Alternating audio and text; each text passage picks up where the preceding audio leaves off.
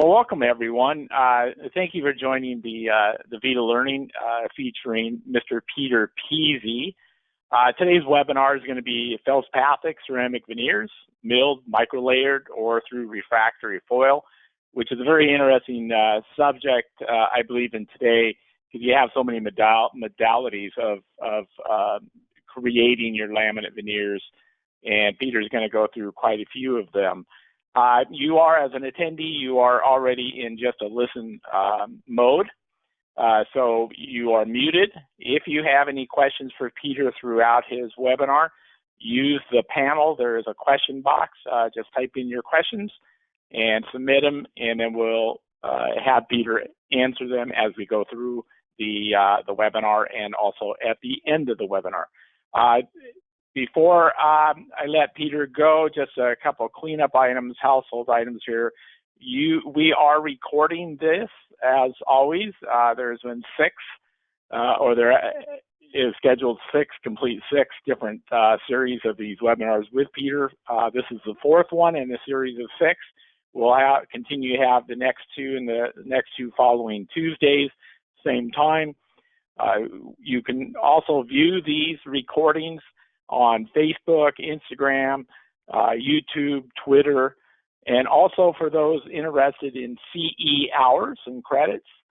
At the end of this, you can review, go to our website, the YouTube channel, North American channel, and any of these other sites, and request for CE. We will also send each person out a notification that CE is available.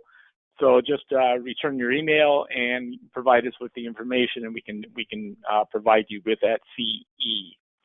So, Peter, welcome. Thank you. I hope all is well. Same for you, and thank you for all the hard work and all the organization here. I really appreciate you and VITA taking care of all this and getting us out there. So thank you so much for that, and welcome back, everybody. It's really great to have everybody here. I think this was probably the hardest hour to put together for me with this program, only because every one of them, every module that I've done so far, I feel like there's so much I could talk about, and they're probably each one of them could be day courses, but some of them are harder than others to kind of condense into a short period of time. So let's just kind of run through where we started and get to work here today. Obviously, Module 1 was the diagnostic communication and material overview. Module 2 was lithium silicates and D-silicates. And then in Module 3, we went through zirconia materials. Today's focus is going to be on feldspathic ceramic veneers. And we're going to cover a lot of different directions with that. I'm going to be honest up front and tell you I'm not a foil person, so I'm not a big foiler, although I do foil now and then. I tend to be more of a refractory person. But I think in the end, the process or the end result, whether it's foil or refractory, is similar. What I don't do as much of is lithium silicate or D-silicate veneers. And I also get that that's very much of a standard in our profession today. And I'm going to break down some of the pros and cons of that. Also, as you're aware of, last week, we talked about adding 2 more webinars on, and that's thanks to you guys, because I know I've gotten tons of emails and texts and such nice comments, so thank you.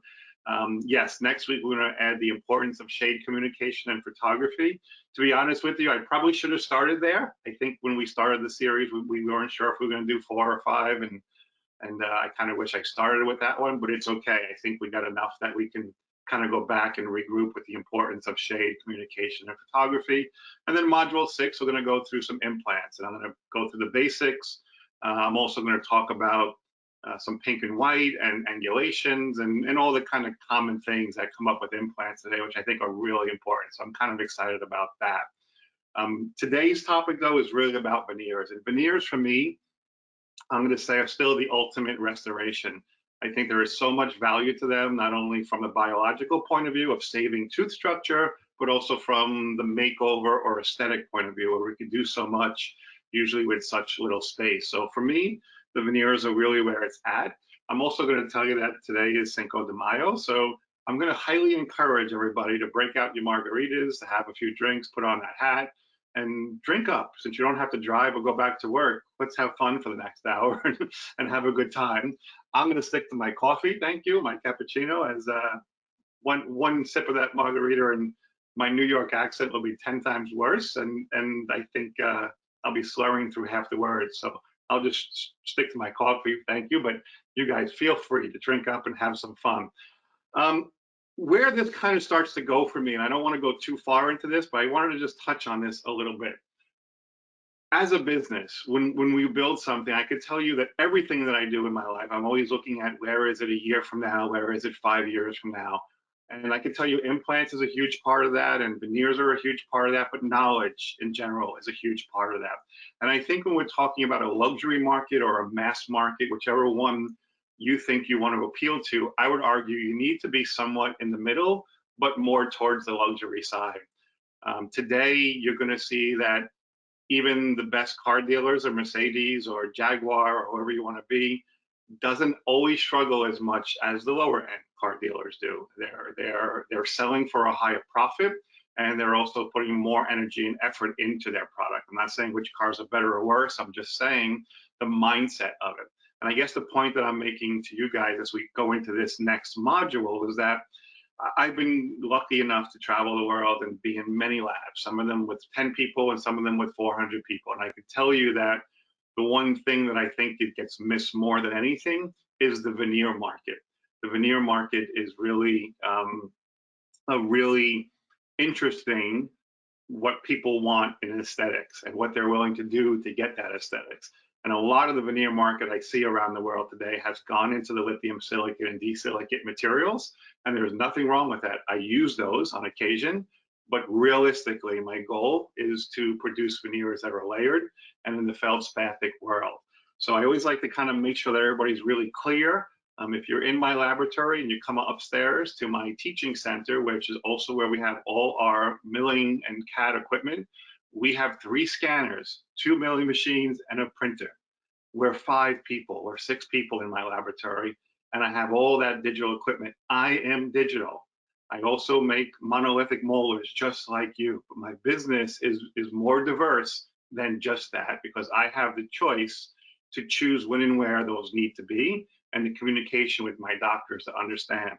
Also, why I'm on this subject, I'll plug in, I have no financial interest in this, so please don't take this the wrong way, but it just got released about 3 days ago. It's called Aesthetic Oral Rehabilitation with Veneers. My friend, Dr. Richard Truskowski, actually put the whole book together, so he deserves all the credit. And I have a chapter along with Brian Lesage and David Matavo and my friend Savan and Annabella Arquendo. So there's a lot of great people. Greek Gorella's in there. There's much more that I've listed, but it's a great book, and I would consider, if you guys have a chance to view it online or read it, its focus is on veneers. So it's kind of hopefully a large summary of all the things that we're going to go through today. So let's just quickly run back and go to where we started. We started off with the module 1, diagnostic communication. And I don't really want to review it. I just want to hit the few key points that we were there. The key points to me of module 1, that the communication is king, and understanding all the material options, as you saw in one of the cases I presented to you in module 1, are important.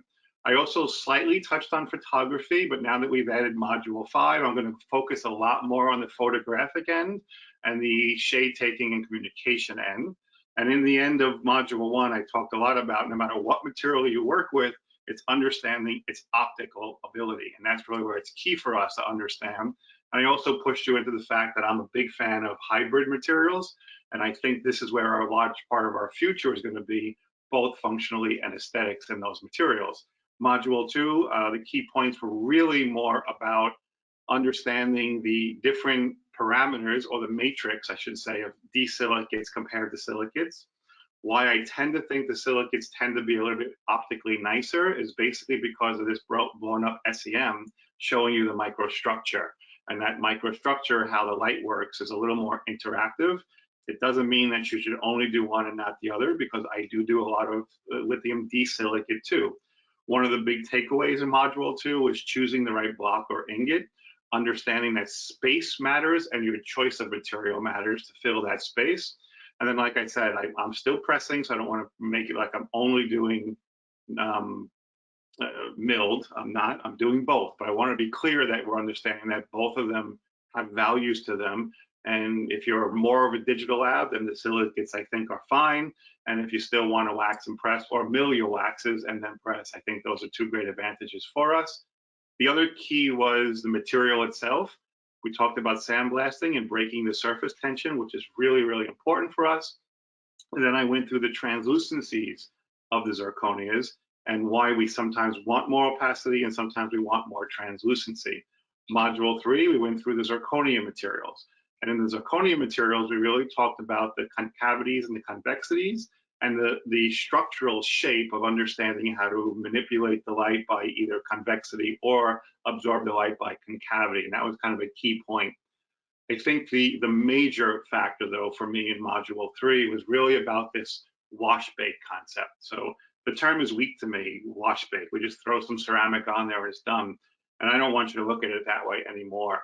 I think this first bake, this most important bake to me, is done always in liner materials or margin materials, and I'm doing that for both. I'm doing it to create a better optic so I can manipulate light more, and I'm also doing it for the second part, that's why I said both, of filling the space with the proper value or absorptive material. So for me, that's a liner or a margin across the board. And then we also talked a little bit, but I'll go into this more in Module 5 about the transfer. I mentioned it functionally, and I really just talked about the aesthetic plane and utilizing that for aesthetics. But I'm also going to talk about a little bit of that functionally in the shade communication. I'll try to squeeze a little bit of that in. And then lastly, we went through 2 or 3 nice cases. Hopefully you like them. This was one case that was a full upper arch with zirconia bridge work. And then the other case was a case of all single units with fully layered zirconia that we finished off with. So today's focus is really going to be on veneers, feldspathic veneers across the board. And again, there's so much to talk about here that I want to be clear that when I say feldspathic veneers, I'm not just talking about pulling powder out of a bottle anymore. I'm actually going to show you some techniques that I use that I can mill feldspathic veneers, which are really kind of cool to me. And I have to say, I'm more excited about them than I ever was before. Before I go there, let's just kind of touch on space a little bit. I think this is important. So if I'm working with any full coverage restoration, whatever I'm working with tends to be built in this scenario. What do I mean by that? I mean that in order for me to build any full coverage restoration, ceramics have been set up for me to work in 1.2 to 1.5 millimeters of space. That's how the ceramics have been built. When I build ceramics in a factory, that's what I'm working the formulas out to fit into this space. And I do that with the concept that about 1 millimeter is going to be taken up with opacious materials. Those are going to either be opacious dentins, dentin materials, maybe dentin modifiers, depending on how much space I have. And then the last 0.2 to 0.5 millimeters are going to be built with translucent or enamel materials. And that's just kind of the standard protocol for the basic crown. Now, obviously, the further I go, the more other materials I'm going to need, maybe mamelon materials or fluorescent materials or things that are going to give me more than just the basic A1 dentin and the enamel that goes with it. And that's part of my job to know. How I break that all down is through something called the canvas concept. And this is something I've been teaching for well over 10, 12 years now, probably. And it's something that I started a long time ago, trying to figure out how to emulate what nature has done and utilize that to make my ceramics look as real as possible. The way this works for me, and again, we're going to definitely touch on this a lot more in Module 5 when I talk about color and communication, but just for kind of a rough outline today to go through the veneers, I want you to understand that when I look at a natural tooth, is what you're looking at on the left of your screen, you're going to notice 3 traits that tend to be very standard in the majority of teeth you're going to see. What is that going to be? 1, the cervical is always going to be higher in chroma. So the color influence will be there. It could be ambers, it could be yellows, it could be pinks, but there'll always be something more there. Part of that is because of the reflection of the gum tissue, and part of that is the closest or the proximity to the underlying pulpal chamber, which is red oxygenated blood. Where the bright part of the tooth comes in is always in the middle third And this is where I kind of get angry. And I think next week you'll hear me talk about the flaws of the classic guide. And I think the classic VITA guide, to be honest with you, I'm not a fan of. I don't use it. I don't recommend it. And I'm going to kind of prove why I think that way next week when we go through the process. I'm a 3D guy, and I'll explain that more in next week's module. And then lastly, we have the incisal edge position. And to me, the incisal edge position is really more about the age or the effects that we're looking for. Younger patients tend to have more translucencies, more mamelons, and a lot more of this bluish gray translucencies that float around. Older patients tend to have less of the mamelons. The enamel tends to become more translucent or demineralizes, and secondary dentin usually forms, so we get more coloration in that area.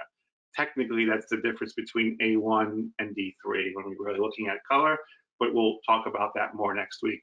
So when I'm building up a restoration, I'm thinking of those zones. I'm thinking of chroma, I'm thinking of value, and I'm thinking of the age of the specific patient I'm working on. And when we go into veneer world, I can't change my principle of a canvas. Principle is still the same for me. Let me explain what I mean. Most of the time when we're working on veneers, we're working with about 0.2 to 0.5 millimeters, which is what I told you is the enamel. And that's really all we're changing in a veneer. Now, if I'm changing tooth color, I'm going from an A4 to an A1, well, then obviously 0.2 to 5.2 to 0.5 tenths of a millimeter is not going to give me enough space to do it. And I'm going to need more. I might even need to bring in some dentin or some other materials. But in general, I like you to think of veneers as changing the enamel filtration, as changing how the tooth is being filtered through that enamel. And the change for me should be very similar to how I build up a tooth. The incisal edge is about the age, the middle third is about the brightness, and the cervical is about the chroma. And I'm always looking for those three aspects when I'm building a tooth, or those three zones to keep them real. And a lot of what I incorporate in the simple version is really about understanding the opacity of your material and how to utilize mamelon materials. And I'm going to show you why they're so important as we go through today. It's always about light. And back in module 1, I talked about that I want my restorations to be able to get light into the tooth, and that's how we get the pink to look correct and how the tooth kind of blends and flows with the rest of the teeth around it. Well, the challenge when we're dealing with a substructure, that substructure ends somewhere. And where that substructure ends, the light will reflect from these areas and either be absorbed or refracted, whereas the light that goes to the incisal position usually goes right through the tooth because of the lack of opacity in the materials that we choose there. So for me, a lot of times I'm going to fix that with mamelon materials or more opacified materials, but I'll kind of walk you through that a little bit today. And I think it's really important, especially in thin areas, right? This is a case I did for a friend of mine in Ohio who is actually working on his AACD exam. So I did it twice, unfortunately, but it had to be perfect for him. It had to have every little detail that he wanted, and it was a no prep case. So the tooth underneath it is barely prepped, and I basically had 0.2 to 0.4 to work in, virtually nothing. But in the end, on a refractory die with just a few powders, we can make something blend and work the way it's supposed to if we understand the materials well enough. So back to the canvas. Canvas is always going to be the same for me. I'm going to want more chroma, more value, and more of the age-related concept towards the incisal edge. And I want to use my materials to help me mask the light or to allow the light to go through if that's what I really want. One of the challenges I think we see with veneers today is they're not as simple as making 10 veneers or one single central veneer. Today, that because we have such a differential with not only implants, but with full coverage and materials, now what we're seeing a lot of is putting a veneer next to a full coverage restoration, or maybe 2 or 3 veneers and then 1 implant in the middle. And this becomes more challenging for us because we're working with different spatial relationships. And that's really part of the challenge for us. So I'll just walk you through a case like this kind of quickly. And you're going to see we did our diagnostic wax up. And I can tell you that when we did the wax up on this case, we were actually considering doing 6 teeth and maybe even doing 8 or 10. I'm not a big fan of 6 teeth in general. I always tell people I like 2, 4, 8, 10, and 12. I don't really like to do the 6s. But we did our wax ups with 6 teeth. And even during the wax up, we could see that we have to shorten those cuspids a lot. And if we did that, we were going to change who this patient was occlusally. because those cuspids are actually part of his occlusal scheme. And we had to make a decision, do we want to actually incorporate those? If we did, we'd have to start doing a lot more restorative. And in the end, we decided to only do 4 restorations. What's interesting about the 4 is obviously we did some crown lengthening. This was done with Dr. Savan Finkel, and you can see that he got the tissue up into a nice position. Preps were done. There was a pre-existing prep on the number 9 to start with. I believe number 7 was prepped or needed to be prepped. I don't remember the whole scenario right now, but what I wanted you to see here is the challenge. I have 2 teeth that are basically full coverage, and I have tons of room to work with. Where I have 2 other teeth that we're going to stay minimally invasive and try really hard to not prepare more of the tooth than we need to. So the patient will get provisionalized. You can see the tissue starting to heal up nicely around the provisional. And then a week or 2 later, that starts to look even a little bit nicer based on our wax up and our provisionals without the cuspids in place. And now I have to fabricate my restorations, but here's the challenge. On the central, the number 8, I basically have 2/10 to about 4/10 of a millimeter. Where on the number 9, I have a millimeter 0.8 or millimeter 0.9, and then back to the 2, 3, 4/10 of a millimeter. And it's my job to make all those materials work well together without them seeming different materials. We also did a restoration, we also did a restoration on the 26th, and this was actually a full cover.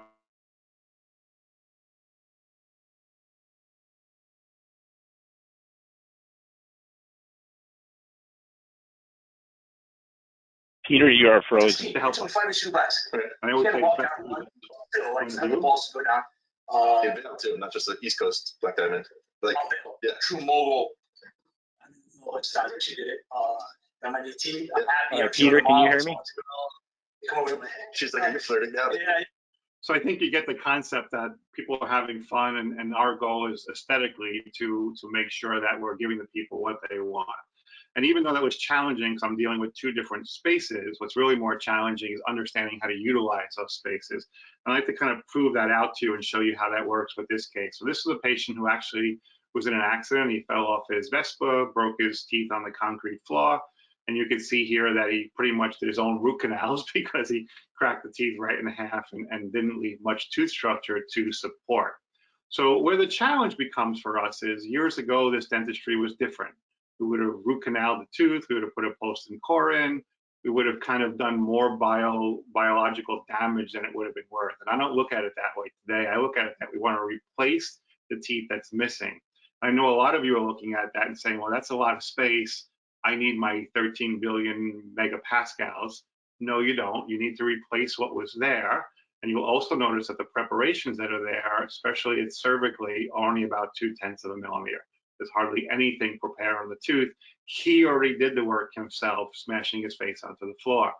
Our job is to fill the space, to close the air. But what we have to remember is that when we try to close that space, there are different interactions. Some of the interactions that are on the tooth are going to absorb and reflect light differently, where our material is going to allow a lot of the light to go through. So I have to be able to utilize my material to do that. And to do that, I really have to understand how the material works. What's the opacity of the material? What's the translucency of the material? And I'll be honest with you, there's not enough opacity in a lot of the materials we work with. And that's part of our job to understand that. So this was an older case. I actually used VM9 for it. Would I have just used opacious dentin today if I was using Lumex or a different ceramic? And the answer is no, it wouldn't have been enough. And even when I used the 9 to do this case, the effect chromas were not enough. I actually had to go back and understand how to manipulate my powder to give me more fluorescence and more opacity to it. And I can do that. You can see each of these ceramic subjects are 2/10 of a millimeter. Yet, you'll notice how each one either allows or masks light differently. And the way I'm going to do that is by controlling some of the fluorescence or by controlling the opacity. In this case, I did it by adding fluorescence. So all I did was I took some effect chroma, EC1 in the VM9 kit, and I mixed in a little internal number 1, which is basically the most fluorescent white powder that we have in the stain kit. And by mixing in just a tiny little percentage of that, what that allowed me to do was keep this very, very thin, yet get a lot of light reflectance from the surface. If I would have did it on its own with its own powder, meaning just using opacious dentin or just using an EC powder, it would have been too thin to actually have any usefulness in opacity. So that little dot of stain that I put in there now allows me to treat this differently. And now I just need one dentin, some mamelon materials and enamels, and I can finish the restorations. And what you should notice is, and remember, one tooth is broken almost at the gum line and the other one finishes way up higher. And why is it important? Because notice the interaction of light. I'm manipulating light so they both do something very similar, and then we can place that in the patient's mouth and have that work. And he's been wearing those now for about 5 or 6 years, and they're fine. And I'll knock on wood, hopefully they'll stay fine. I always joke and say he doesn't drive a Vespa anymore, so he's fine. Those teeth will be fine and he'll be fine. But really what was challenging about that case was managing the space.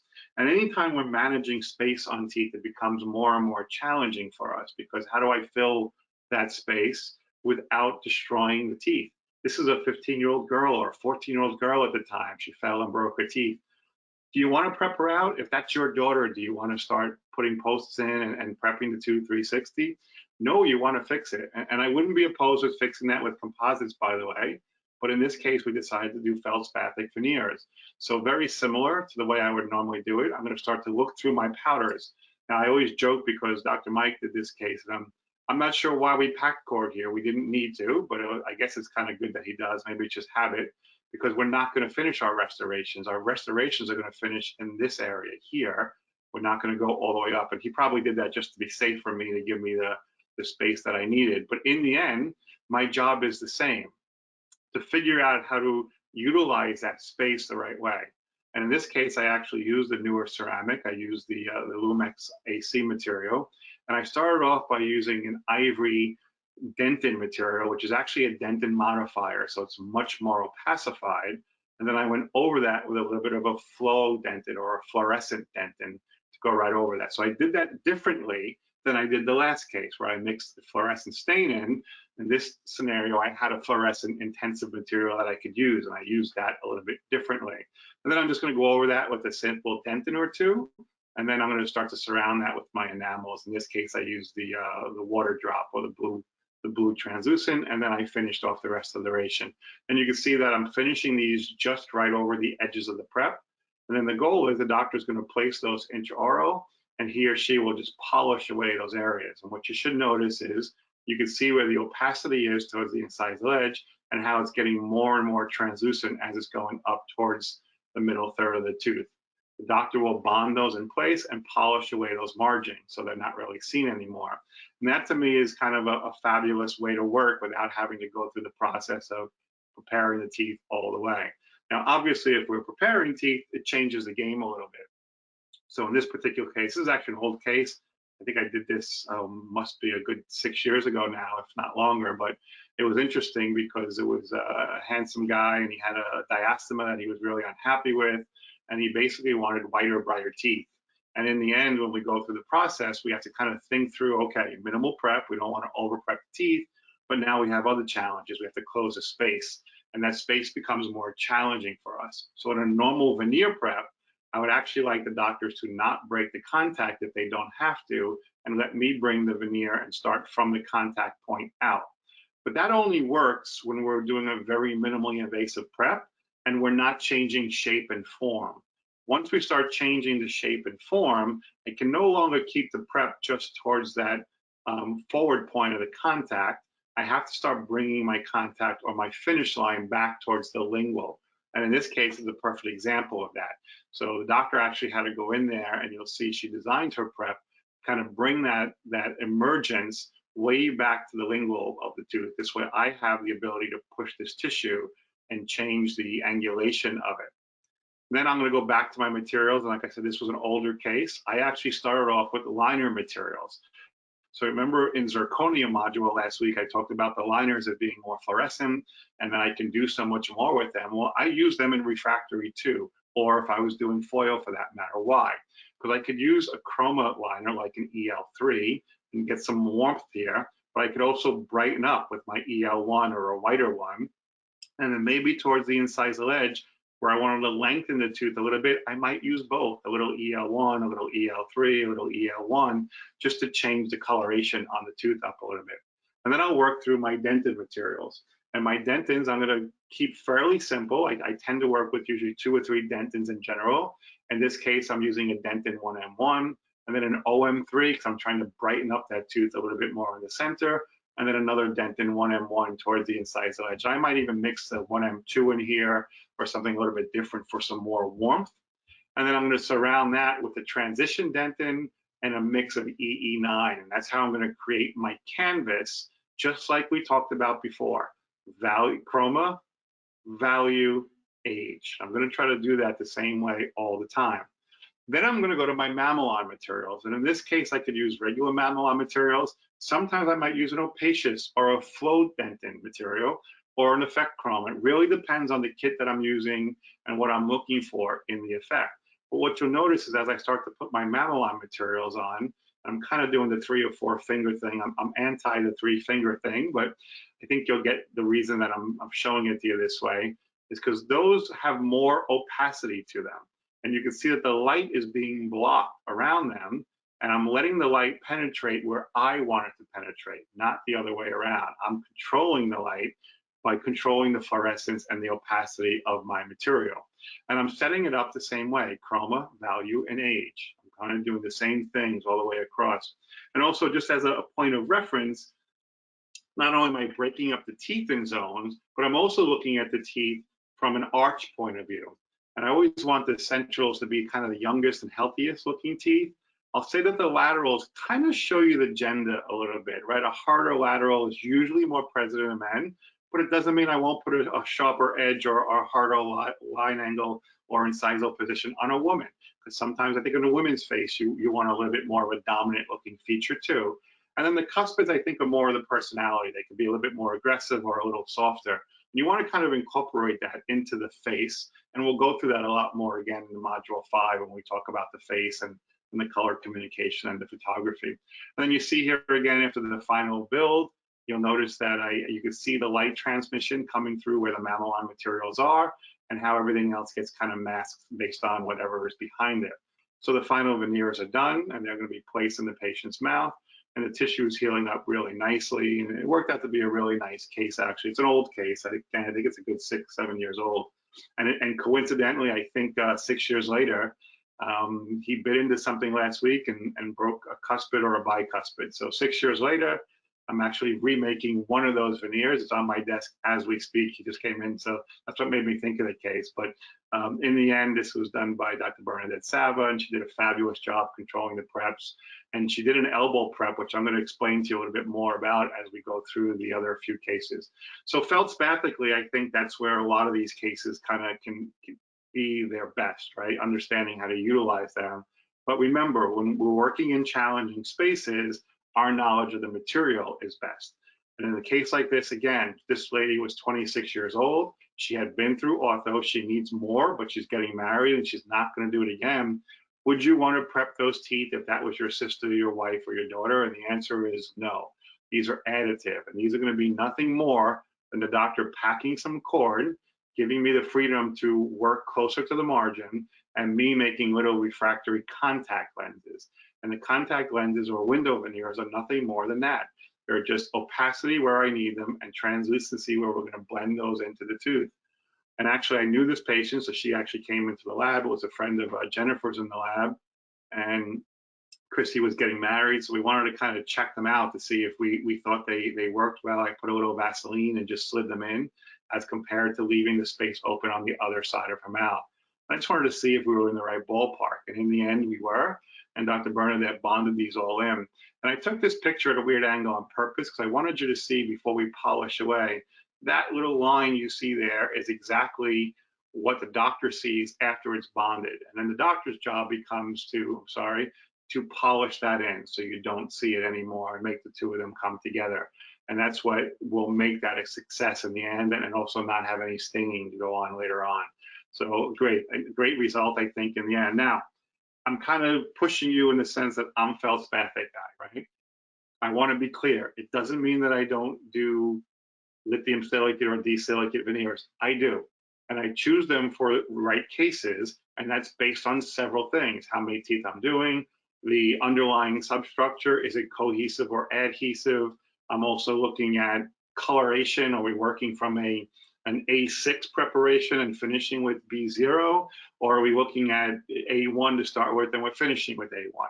So all of these things start to play into what makes me choose the material. But I do know optically, Feldspathic gives me the best optics based on the molecular structure and the ability to change the materials, meaning I can use more opacity, more translucencies. Also, I can mill these today. And I really think that's kind of interesting. I know some of you may know about this more than I did. If it wasn't for my friend Bobby Williams, I probably wouldn't be doing these today, but he was pushing me for 2 years to do them. And I finally tried one and I was like, oh my God, you're right. So what I want you to see here is basically a milled feldspathic veneer. The design is no different than designing anything else. The milling time is usually 18 to 22 minutes, and you could see how thin they are milled. I could be honest and tell you, sometimes Jen mills these and I'm like, Jen, please mill me another one. It's too thin. She's milling them at like 0.2 of a millimeter. I'm afraid to touch them. They're so thin, but we utilize them. They're pretty amazing. I can mill those. We have different holders, so we can mill 4, 8, I think we're up to almost 16 at a time at this point. The only negative is 1 block per veneer. Probably could do 2 on some of them, but we haven't got good enough to do that at this moment. We're doing 1. This is one of the first cases we did where we actually milled these veneers. Very similar scenario. These are going to be additive veneers. So the patient was in ortho. We tried to get the teeth as straight as possible, and this is one of the cases we did with our students at NYU. This is Dr. Ash. She did a fabulous job managing this case. And you'll notice that she didn't prepare any of the teeth. All she did was clean the teeth. She microabraded them so the surfaces were good for the impression, and then she just packed cord. She didn't really need to do any prepping. She's going to leave that to us. We're going to scan and design that, and we're going to mill out the 4 window veneers. And these window veneers are going to be stained. They're not going to be layered windows. So I'm actually just going to stain them, and the stain takes much nicer to the softer ceramic or feldspathic ceramic than it does to the lithium silicates and D-silicates, even if it's a sandblasted surface. The grain size allows more colorants into the veneer rather than on the surface of the veneer, which also helps them to look a lot better and a lot more alive. So in the end, we're going to place those 4 veneers. And I think you're going to see, I think they look a little wide, obviously. We would have liked to have moved her teeth more, but in the end, pretty nice for milled feldspathic veneers. And you can see that where we've added a little bit of color and we've tried to create a little bit more of a mamelon structure. And that's all basically external staining that's kind of baked into the veneer and then glazed and polished over like any other scenario. We can do that pretty comfortably today. And kudos to Dr. Ash, who did a fabulous job on that case. And the patient was obviously really happy. She showed this case in a lecture last week, so it was interesting. But here's where it gets even better.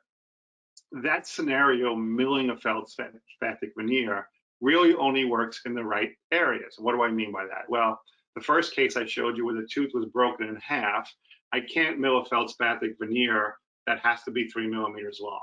I could mill it, but should I? And the answer is no. Why? Not because of the strength of the material, because of the optics. That veneer I'm milling is feldspathic porcelain. And I wouldn't have put feldspathic porcelain the whole length of that tooth. I told you I needed something with fluorescence or more opacity. So I don't really have the ability to make that change. And that makes it maybe not the right choice for every case. But doesn't mean I also can't layer on it. So I can actually mill the shells in any shade I want, and then just do a micro layer on them. I can use my VM9, or I can use my new Lumex, or I can use whatever powder you're comfortable with, and I can pretty much layer just a little more enamel or mamelon or get a little bit more translucent out of it. So in this particular case, I did it very simply. What do I mean by simply? The shell is going to take up about 75 to 80% of the restoration.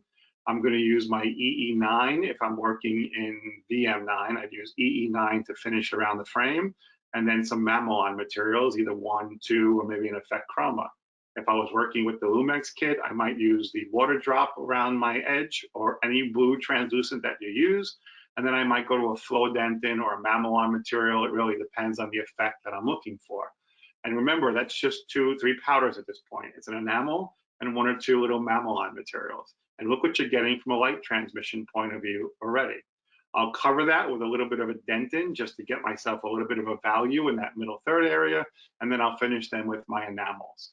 And the enamels, again, I might use 1, 2, or 3 enamels, but let's be clear. These veneers are no more than 4 or 5 powders at this point because I started with the feldspathic matrix. And here's the final veneer, and we'll place those in the patient's mouth. I think you see they look pretty nice. I mean, I'm very comfortable. I'm as proud of those as I would be with a fully layered veneer, to be honest with you, where I don't always feel the exact same way when I'm in the lithium silicate or D-silicate world. I like them, but I don't ever feel like they have the wow and the pop because of some of the differentials in the optics of the material. So let me leave you with one more case, and I'll kind of walk you through this one. It's kind of a fun, interesting case.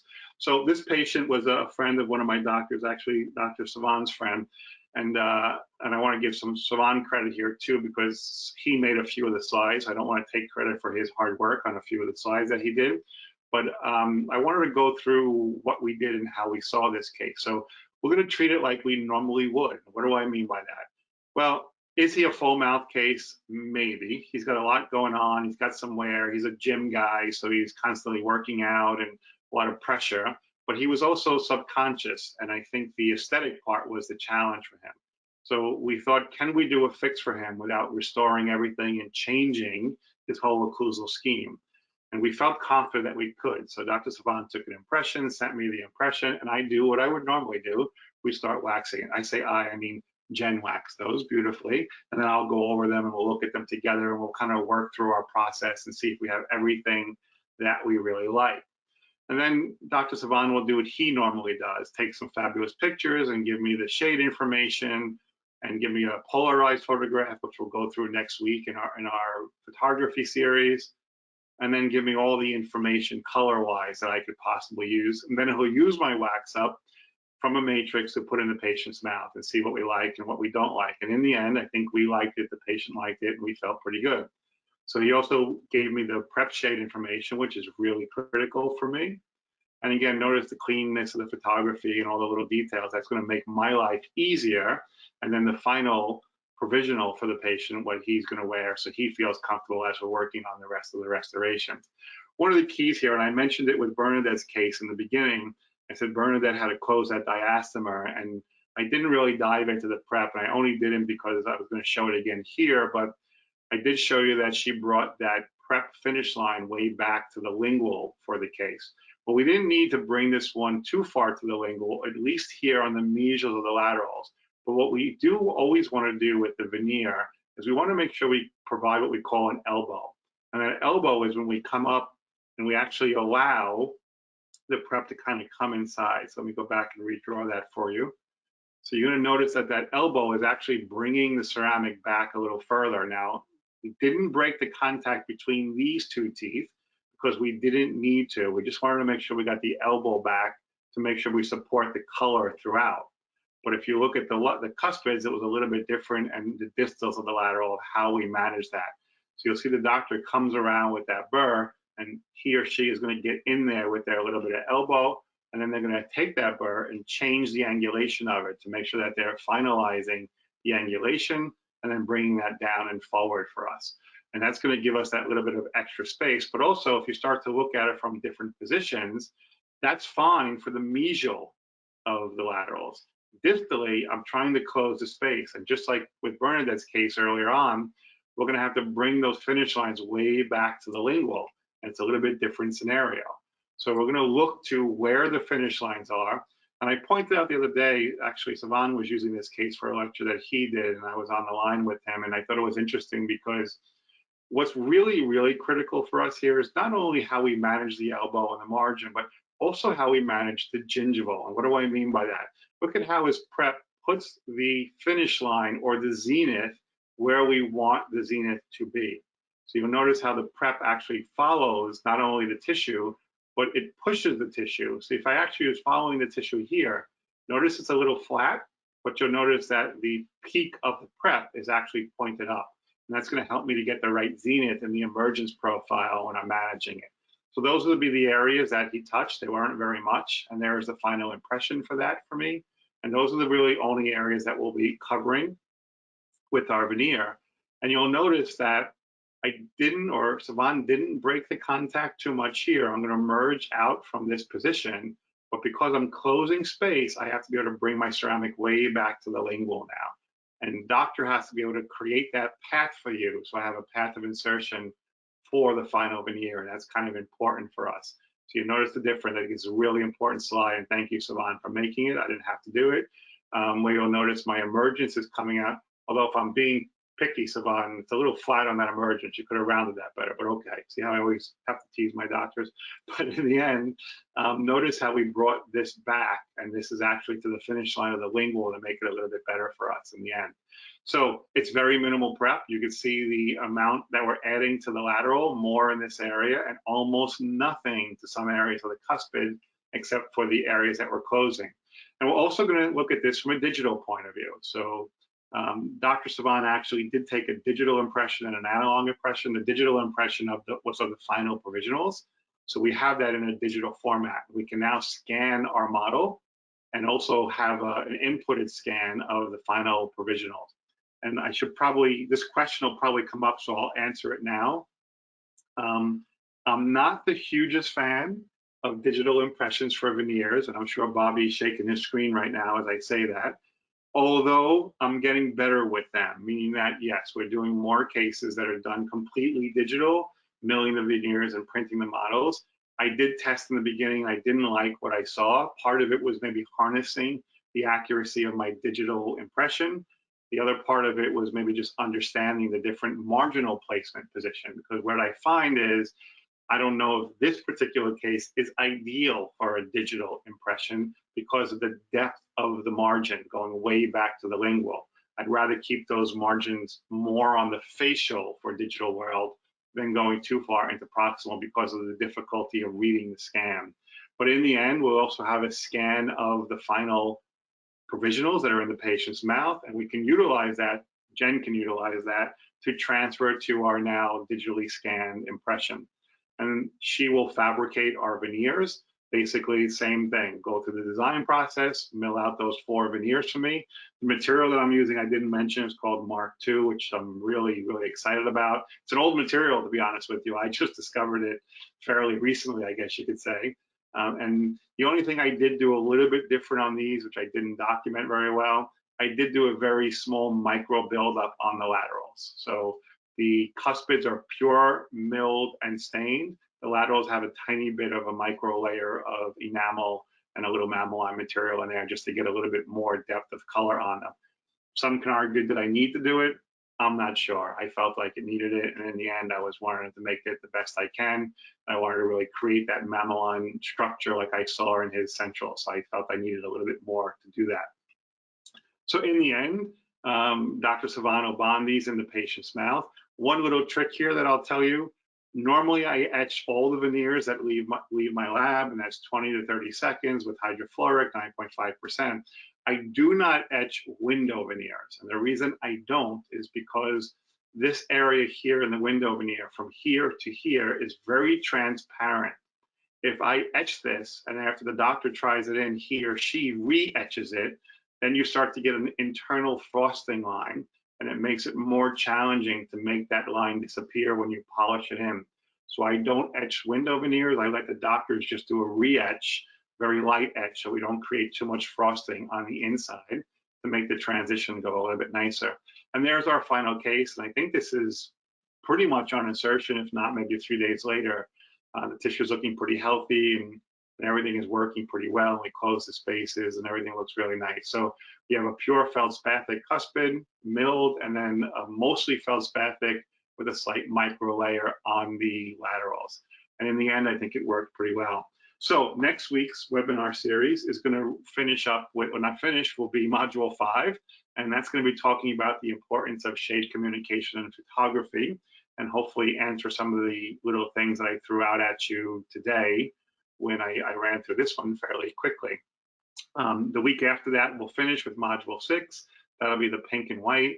And I'm going to go through a lot of implant angulations and emergence and things that we can control. I'll show you some interesting cases and maybe even throw a combination veneer and implant case in there.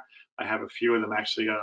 Lenny Corborn just sent me a fabulous one that we did together about 10 years ago. So I think I'm going to put that into the implant module. And I think we'll try to cover as much about pink also in the build-up. So if you have any questions with that one, please just email those to me and I'll try to incorporate them as I'm building the next two. But since it is Cinco de Mayo, and I'm sure you guys all have your hats on and getting to go out and party right now. Oh no, you can't do that, right? But you can stay home and do that. Hopefully you have a bunch of questions for me and I'll gladly, we're pretty much right on time. Jim, I'm nailing those times. I'm pretty much right there, even though I'm rushing through. Hopefully you guys have. You have been doing excellent. I'm squeezing the it's great.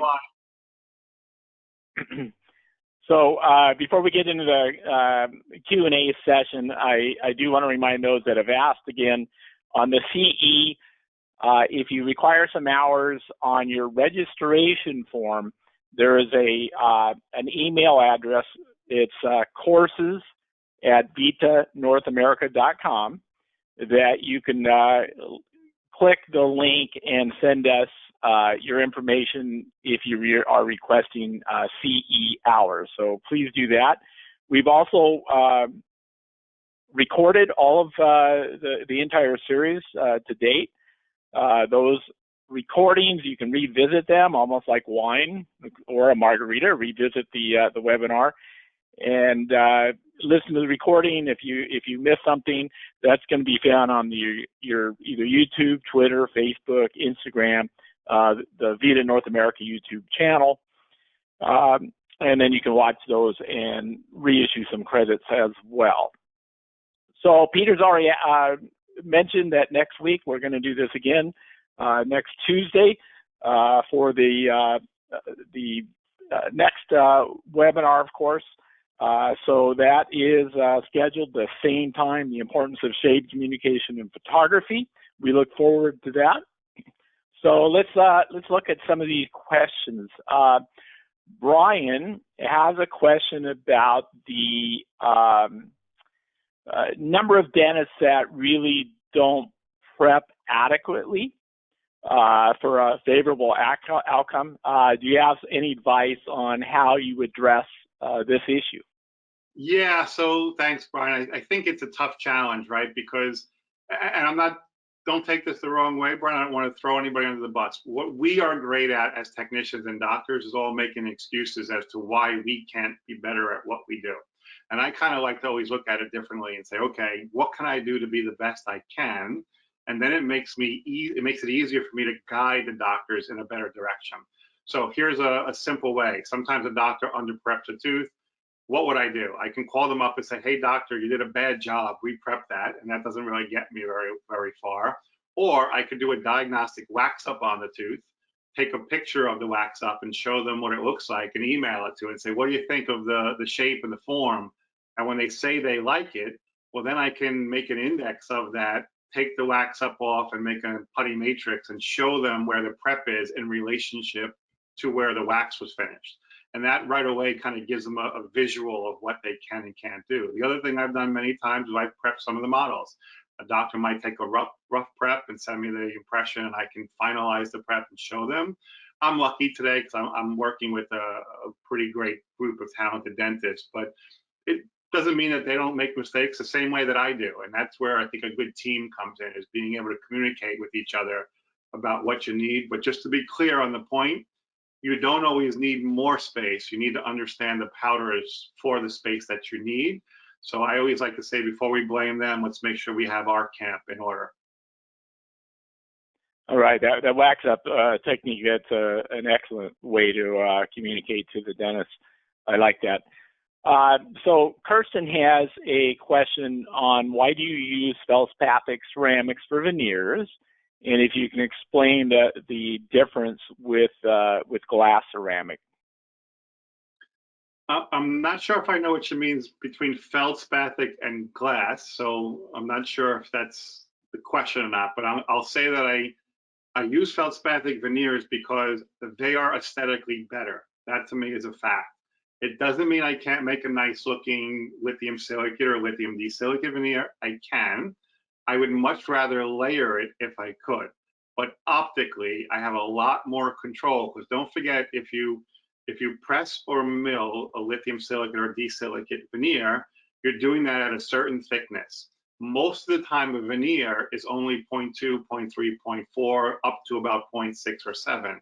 How thin is the material that you milled? And a lot of times, most people today are staining those materials rather than layering them. For me, in feldspathic ceramic, I can control value, I can control chroma situation, I can control the mamelons and the light. So I'm going to say across the board, feldspathic is the best or the ultimate in restorations, but I also understand it takes a lot more understanding of the ceramic and the control. And I'm sure a lot of your minds right now are going to fees. And again, I hate to make that as an excuse. Doctors won't pay you enough for that, or you don't think there's enough value in it. I would disagree, because I could tell you that if you have a good restoration or a good process, they'll pay you for it. Matter of fact, I think today the veneer people are probably the strongest labs around, because they have a commodity that people are willing to pay for. So feldspathic to me across the board is still the ultimate aesthetic restoration if you understand how to use the powders. And let's be clear, if you're doing a micro-layered molar with PFM and you don't know how to use the powders, it's not going to be a very aesthetic restoration. So it's really about us understanding materials. Excellent. So Scott has a general question on one, what is the refractory material you like to use? And two, do you have a specialized brush that maybe you use or find better for the thin thicknesses of a veneer? So the refractory I use is from GC. It's GC Orbit Vest. That one seems to have the best coefficients to work with almost every ceramic that I've tried it with. There are a few others out there. Noritake has one, and there's another one or two. But in the end, I can tell you that the GC Orbit Vest is probably the best refractory material for refractory dyes. And obviously, foil is another option. As far as the brush goes, if you mean what brush do I use, I have my own brush that I use. So right now it's being designed from Harvest, my friend Sasha, and before that it was MPF. And I use pretty much a number 4 for everything I do. I'm not a fancy guy. I have one brush with one type of hair, and I pretty much use that for big bulky builds or little tiny fine things. All right. So Steve is asking, this is a common question that we often have, and you probably get a lot of these as well. How do you actually make the removable refractory dye that feeds into a stone model? Yeah, that's I'll put maybe that's another webinar. Yeah, so here's what I'll do. Next week I'll add a few slides and I'll show you the process before I start the photography, because it's a little complicated. I'm going to be very upfront with you, Steve, and I say it the same to everybody. It's a pain in the ass. It's not an easy process. We have Abraham in my laboratory who works on all the alveolar models. He's fabulous with them. The system is great, but it's not a quick, easy solution. It's a little more time consuming. The good news is today with a digital printed model, you can kind of make your own alveolar model. So you do have some of that freedom in the digital world, but I'll gladly put a sequence in next week so you guys can actually see the sequence. So Samantha, Peter, you had mentioned that you have a couple mill systems in your lab. Samantha was wondering if you can kind of just briefly go over what mills are you currently using and elaborate on. Not a problem. Thanks, Samantha. So actually we have 3Shape, but we also have a Amon Gearbox. 2 different scanners. We have a 3Shape scanner and our Amon Gearbox scanner. We actually have 2 Amon Gearbox scanners, so I have 3 scanners. And then we have 3 mills, believe it or not. I have a roll-in mill, which is only a dry mill. And I'll be honest with you, it's kind of my backup mill. My main 2 mills are my Amon Gearbox mills. I have one that, they're both wet mills, but I have one that we use dry and one that we use wet. And then we have a 3rd mill as a backup. I'm kind of a little bit of a control freak. I want to make sure, I'm the guy who I open the cabinet, I want to see 30 of what I need in there. And when I'm down to 10, we order 20 more because I want to make sure everything is there all the time. And milling is the same. We have 3 mills that are ready to go. We use 2, and we always have one kind of as a backup. But I'm kind of in the Amon Gearbox camp, and I'm really more of an ExoCAD guy. And Jen, really, I got to give her the credit. She's become more of the exocad girl than any of us, and she really controls those. She knows so much more than I do at this point that I'd be lying if I said any different. But we're an exocad pretty much predominantly with the Mon gearbox. All right. So I know next week you've got a lot to talk about the photography, but Edward has a quick question on the shade photos. Do you prefer a black background or a natural background? Yeah, so I'll go through that in detail next week. I'll tell you that I shoot in a black background, Edward, because it looks way better on a big screen when I'm presenting in front of an audience. So most of the time I'm using a black background, but in truth, if I was being scientific, an 18% gray background is better. And I use the backgrounds from Smile Line. They sell a great kit for about $200, and I've been using theirs for years. But I'll go through that in more detail next week for you too.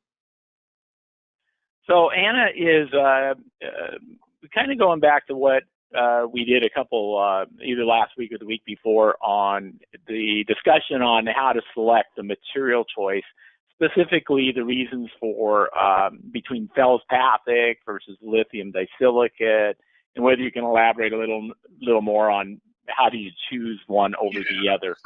I appreciate that question, and that's a simple answer is experience, but the truth of it is a knowledge of understanding the material. So I'll give you an example, Anna. The doctor has prepped an upper arch, let's say bicuspid to bicuspid, second bi to second bi, and the goal is to make the case minimally invasive, and they're not really changing occlusal, but the bicuspids are going to be Vonlays, meaning that they're going to have a facial veneer and just halfway up the occlusal. Once that decision has been made, I'm slightly limited in materials. Why? Because I don't know if I would want to use pure feldspathic to go over the occlusal. I would rather have something that's a little bit of a harder material. So in that case, now I'm starting to think lithium silicate or disilicate. And if I'm going to do Vonlays or monolithic molars in the back, well, then I'm going to want to use the same material all the way through. And it's a no-brainer. Now it's just a matter of if I want it to be silicate or disilicate. And then that's going to depend on the final shade and how much space I have. But my end goal, to be honest with you, is if I could stay in veneer as much as possible, of course I would love to. I think, look, without sounding only business-ish, from a profitable point of view, I put the most work into them, but they're the least bit of overhead, right? I'm not buying metal, I'm not buying zirconia. I'm basically just using refractory dye and my brush and powder. But at the same time, I might look at a case and say, you know, the posterior bridge, you're missing number 3. It's going to be a 4-unit bridge. The occlusal interdental space is limited, which means my connections are limited. I'm thinking metal is the best material here, and now I might want to go either full coverage with metal ceramic or maybe metal posterior and veneer ceramic anterior. So I'm kind of making decisions based on the case and then the aesthetic parameter of the case. All right, so we are receiving several calls on your questions on your model work and how to do it and how to prevent bubbles, how to prevent fracturing, things like that. So maybe that is something else we can address in a future webinar or when you're ready. No problem. I'll add that in.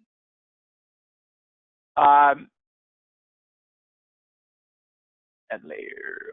So if you layered feldspathic veneer material, do you mill these veneers in sequence, or do you add the layer? It looks like a general question from Paul that talking about how do you go about milling versus feldspathic? Do you do a combination on a case? Are they always milled or always layered? I mean, do you mix them up if you have to? To be honest with you, I haven't mixed the two at this moment. I'm newer in the milling of the feldspathic, to be honest with you. I've only been doing it for about a year now, and my friend Bobby's been doing it for about 3 or 4, so he's probably a better answer of that question. But for me, I could tell you that if I'm going to mill them, I'm going to mill them all. I may choose to micro layer some of them, and that's going to be based on space. But if I'm not, I'm going to layer them all, and that's just going to be pure refractory dye or foil and layered. So I haven't mixed those two together, but I would be honest with you and tell you, I don't think it would matter if I did. And the reason it won't is because I'm milling feldspathic ceramic to start with. So it's really kind of an amazing thing, and I wish I can almost show you that. Think of me milling 0.2 of a millimeter pure ceramic in OM1, a real bright material, right? It's a little thin glass shell, and I could pop that back on my die, and it fits like a glove. And now I could take my ceramic and just build up my mamelons in a little shape and form, and get a little third, and then just take that right off and put it in the oven just the way it is. I don't even have to fill it with a peg putty, or I don't have to do anything. I put it on a pillow and put it in the oven. It's amazing to me that I could do that with feldspathic ceramic. So from that point of view, I'm loving it. Will I only do those? No, it's not for every case. Again, and that's where our strength comes in, is knowing when we need to use which material and which one will work best for the result. So Scott has a general question on the VITA blocks. You know, the case that you did with what type of porcelain you're using to layer onto the VITA blocks as well. I don't know if you want to get into the specifics of the branding, but that's a question that's in. Alan, the truth is, so those are Mark IIs that I milled for ceramic. They were all Mark IIs. I haven't used the other material, which is the Trilux. And the Trilux is a multi-layered. I have not used it, to be honest with you, and I have some issues with multi-layer material. I'll go through that with you guys next week a little bit in the photography end, but it doesn't mean it can't work well. I just haven't used that one. I've stuck to the basic Mark II, which I'm loving the material across the board, and I've layered on it with both. I've only stained on it, I've layered on it with VM9, and I've layered on it with the new Lumex AC. So I've used a lot of 3 different materials on it at this point. I have not tried other ceramic materials on it. My assumption is, because from what I understand, the Mark II block is predominantly the VM9 material with a little bit of a higher firing finishing temperature. So I assume that means if I try other brands of ceramic on it, there might be some issues, but I haven't tested that, because in the end, it might be that there are no issues and it works perfect. So I don't really know the answer to that question. All right, so Tim is visiting us again on the webinars in your series, and he still wants to have you start drumming us a beat one day. One of these days, maybe at the end. I got a lot more practice with the drums in the background. Yeah, it's been fun getting them set up and playing a little bit again, but I realized that boy, when you don't practice, you suck really quickly. So it's been a struggle, but maybe in the next 2 weeks I'll feel a little better. We'll see. And that means that. All right, so Marta appreciates the book, the reference of the book, the veneer book that you did earlier in the webinar. Are there any other books that you can recommend that might help, that's related to veneering or cosmetics? My favorite book in the whole world is Pascal's book, right? It's Bonded Porcelain Restorations. It's about a 15, 20-year-old book, but to me, that's the Bible of ceramics and veneers today. So if you haven't read that book, I couldn't push you enough. I actually have it right here on my shelf, and I'm actually considering rereading it again. I haven't read it in a few years, but to me, that's the ultimate in understanding veneers is Bonded Porcelain Restorations by Pascal Monnier. And the new book that I just contributed to, I think really looks great. I only read 4 or 5 of the chapters.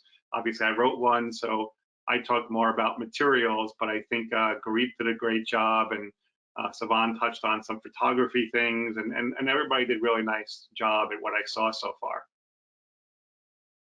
So Howard is asking about the VITA blocks. You know, we have the Mark II, which are monochromatic, and then we have like a Trilux that is multicolor. Howard's question is, do you ever use the Trilux multi-shaded? And if you do, then in what circumstances would you use a pre-shaded multicolor? So the answer is no, I haven't used the Trilux, and I'll give you a better answer than that next week. For multi-layers. Now, that doesn't mean that I would never use it. It just means that based on what I said to you earlier when we started today, and I talked about chroma, value, and age of the tooth, I want you to understand that most of the multi-layered materials, I don't care if it's VITA's or another companies, they've been built to the classical guide system. That means that classical guide is built a little bit differently. It's built with chroma towards the cervical, and then the chroma gets less and less as it gets towards the incisal or occlusal edge. And I would argue that's incorrect. I would argue that true nature, the value pops up the most in the middle third. So the multi-layer blocks to me are problematic unless I can get enough space to use a higher value multi-layer block and then add the chroma back to the cervical. I haven't done it yet just because I haven't had the need, because most of the feldspathic milled veneers that I'm doing are usually whiter and brighter or filling a space that I'm looking for just a material in. So I don't have a ton of experience with the Trilux, but I'm assuming it mills just as well as the Mark II, but I am truly loving the Mark II. I have to be honest and tell you, you guys know me well enough to know I'm not a product pusher by any means, but I'm blown away with what I'm getting out of the Mark II, and it's really impressive to me to get something of that quality that mills in 18, 20 minutes and looks as good as that. It's pretty impressive to me. Excellent. So Danny has a question talking about space. On your window veneers, and in general, your veneers, what kind of a cement gap do you try to associate or maintain with the dentist?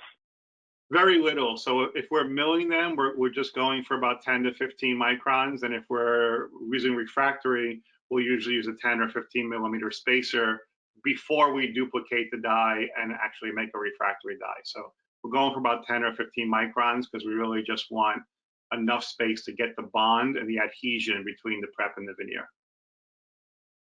All right. So another question is on some of your cases where you have excess 2 millimeters or excess of height of length unsupported. Do you find that the layering veneering material is sufficiently strong enough? Do you have any complications down the road clinically, or do you go with an alternative type framework if you find an excess of clinical height? Yeah. Who asked that question? I'm gonna mess up his name, but it's Yuriko. Okay, so YURIKO. Sure. I'm gonna refer back to modules 1, 2, and 3, where I was trying to push you guys away from the concept of how hard the material is or how strong the material is. Your teeth, and if you remember back in module 1, your teeth in your mouth right now are approximately about 120, 130 megapascal in strength. They're not very hard. They are flexible and hard together, which gives them the strength. So if I'm replacing the tooth structure with a material that's around the same number, I'm pretty good. The only challenge that I really have when I'm extending 2-3 millimeters on the incisal edge is, one, would I do it if it was a functionally compromised case? No, of course not, because that means the patient's either going to break their tooth, which they did already, or they're now just going to re-break my veneer, which we put on. That wouldn't make any sense. I would address the functional component set first. But the other process is I wouldn't want to use a milled material for that, because now I have to change the optics. I need more opacity, more fluorescence for that 2 millimeter spot than I do in the rest of the tooth. And this is where the milled materials to me aren't as good, especially in the lithium silicates and D-silicates, because I don't have the ability to create the fluorescence or the opacity I need in that area. So I'm not worried about the strength, although it doesn't mean I'm willy-nilly just putting veneers anywhere they belong. That's a functional concern, and we always address the functional first. But then optically, I want to make sure that I'm using the right opacity or right amount of fluorescence to manipulate the light the right way. All right, so Danny's asking, how do you hold your veneers, adhere them to your model mark as you fit them and work with them? Carefully. So what's interesting is on the refractory die, I'm so used to it because they're bonded to the refractory die, right? So I could take them in and out and put them in and out of the model and play with them, do everything I want, and it's almost easy because I've done it that way for so long, which is one of the reasons I hated foil, by the way. I didn't like that I had to grind away tissue, and that's a whole nother ball game for me. I've always kind of been a refractory guy. I will be honest and tell you, working with the milled veneers, boy, what a different struggle, right? Because I put those on the model and they want to fall off, and I have to kind of put a little, I use glazing medium. I put a dot of glazing medium and I kind of suck it on the model, and then I work with it and build it up. But I have to be honest, I find it much more struggling. A refractory die, although it's much more complicated to make the alveolar model, when they're bonded to the die, I could do anything I want. And once I devest them, it's easy to fit and clean because they're almost perfect. With the milled ones, that's probably my biggest struggle. It's getting the contacts and holding them on the model. I'm just using glazed medium to do that. I know there's a lot of pastes and putties that people use. I just don't like them because they're tacky and messy, and I'm a little bit of a neat freak, so I don't like to have all that stuff that I got to constantly clean and wash off. You just mix the glaze and apply it as a thin.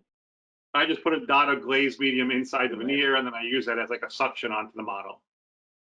Great. Okay. Chris has a question on, speaking of glaze, do you have any process procedure to glaze and polish your veneers? Yeah, 100%. So Chris, there is not a case that I do not polish. I polish every case I do. The real question would be is how much time do I spend polishing on the cases? And that's going to vary between anterior and posterior and veneer and full coverage. So when I'm lazy, diamond paste kind of does a good job. I'll break my surface with a rubber wheel and then use a diamond paste. When I'm really trying to get a veneer, especially if I'm doing 2 or 4 veneers and I really want them to blend in, those I actually use pumice polish and rag wheels and kind of change the surface. But I guess I should reference that back to we've all gotten a little spoiled, and maybe lazy might be the right word, using the glaze pastes that we use from monolithic material to kind of glaze everything. And I would argue that that's not really correct. Glaze pastes are highly fluorescent and they're very shiny, and that's not really what teeth look like. And I could always tell when someone just glazed the crown and sent it to a doctor, or someone actually broke the glaze and polished it and created surface texture and luster. And I'll try to incorporate a little bit of that into next week too, so we can kind of hit that more. So you had mentioned that for your window veneers, you do not etch. You let the dentist do it to avoid that etching, if you will, that effect. The question by Larry is have you ever had an incident where you've etched too much, where it has it thinned out or caused an issue? Yeah, it's funny. I saw something recently the other day where somebody was etching something and they forgot about it, and they just disappeared and they didn't know where they went, and then they realized they were so thin that the etch just ate right through the whole thing. Yes, you can definitely over etch, and that's why with window veneers, realize it's a piece of glass that might be 1/2 of a millimeter, right? I mean, there's a hair, it's microns. If I etch them, one, I frost the inside. I've also made them a little weaker in that thin area. And then when the doctor tries them in and re-etches them again, you're really creating a frost. So in the end, using the right etching material, 9.5 hydrofluoric, 20 to 30 seconds is the max. And there's some different studies on should you do 20, people say 45. I haven't found any differential if I'm doing feldspathic that I've layered completely by hand or feldspathic that I've milled. But I do find a difference when I'm etching lithium silicates and D-silicates, that sometimes you need a little bit more etching time for them. But the simple answer is the etching process is very important. The only reason I don't etch the window veneers is so they don't become over-etched when the doctor bonds them. All right. So my friend Cindy over at UT, University of Tennessee, has a question. If given the option, I know you went over this, Peter, but again, the option of breaking a contact or not, when do you break it, have them break it, and when do you leave it in contact? Yeah, so I think that's actually a great question, Cindy. So I'm just going to jump back to that for a second here. If you remember this slide, which I think is, there were a few of them, but I'll show you this one. I think it's probably the best one here, yeah. So if you look to the right of your screen, in an ideal world, when we're building our veneers, and I'm gonna bust Savant's chops about this forever. Look at that square emergence, Savant. How dare you? I should have did this the right way. See how that's a little bit kind of square and bulky. That's not what he meant to do, I'm sure. Like me, he probably built this at 3 o'clock in the morning. It was the same way I make these mistakes and I see them later. But what am I looking for? Well, my contact is already here. So why do I need to break through that and start a whole new process? I don't. I'd rather the finish line came up and met right there, and I make my emergence come out in this area. But that only works if I've created the elbow inside here to make sure that I got the ceramic all the way back, and I'm not changing the emergence profile. The minute I have to change the emergence profile, now you're going to notice a complete difference where I have to actually take away enough. And if I use this specific tooth as an example, I have to prep enough, or the doctor has to prep enough to alter the path of insertion on the distal line angle and create a finish line towards the lingual, so I can now do emergence profile. But I think maybe even a better answer, Cindy, is that I wish I could tell you it's always this way or always that way. It's not. It really has a lot to do with what the final restoration is and what I'm looking to do as far as emergence profile, color change, or space that I'm filling. So in the end, it's kind of the same process over and over again.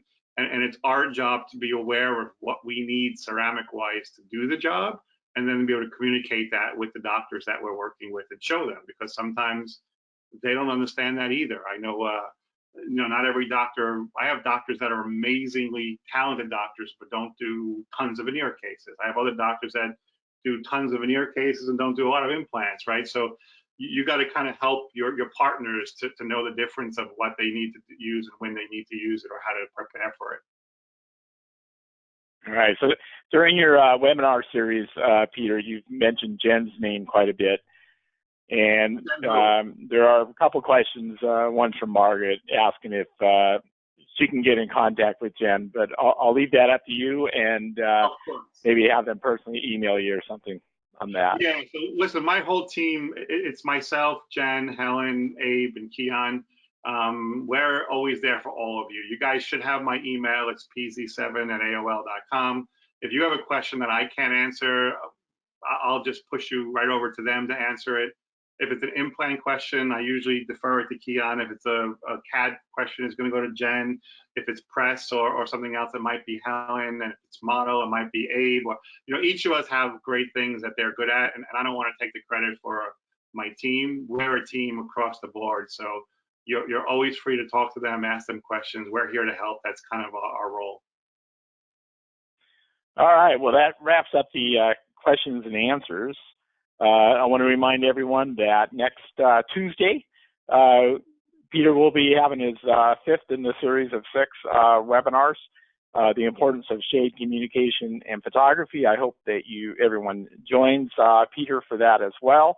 Again, all the recordings can be found on the VITA North America YouTube, Twitter, Facebook, Instagram accounts. You can always email any questions, comments to your registration page, courses@vitanorthamerica.com, and also acquire your CE. So I'd like to thank Peter again for a fantastic webinar, and really working through some old school, but yet really is important today as far as veneers go, and how to succeed in today's economy. So Peter, if you have some last minute thoughts. No, just thank you. I really appreciate everybody tuning in and being here. And again, I can't thank you enough for the emails and the nice things. And it means a lot to hear from you guys, especially in today's world. I'm missing seeing a lot of those faces and being out there. I'm hoping that we'll all be back together, and I'll be in some of your offices and in your states soon. I definitely miss teaching, and I can't wait for the opportunity to be able to do it for real again. And not that this is not real, but I mean in a real few-day environment. But thank you guys for being here. I really, really appreciate it, and I'm looking forward to next week. And like I said, anything that pops up that you'd like me to address more that I didn't cover well, I can flow freely. Just point me in a direction, and I'll gladly try to incorporate it or pop it into the next series as best I can. But thank you for your time, and thank you for being with me. and go have that margarita now. All right. Maybe many, right? Several. All right, so this concludes the latest webinar with Peter Pizzi. Everyone be safe, and hope to see you next Tuesday again. Thank you for joining us.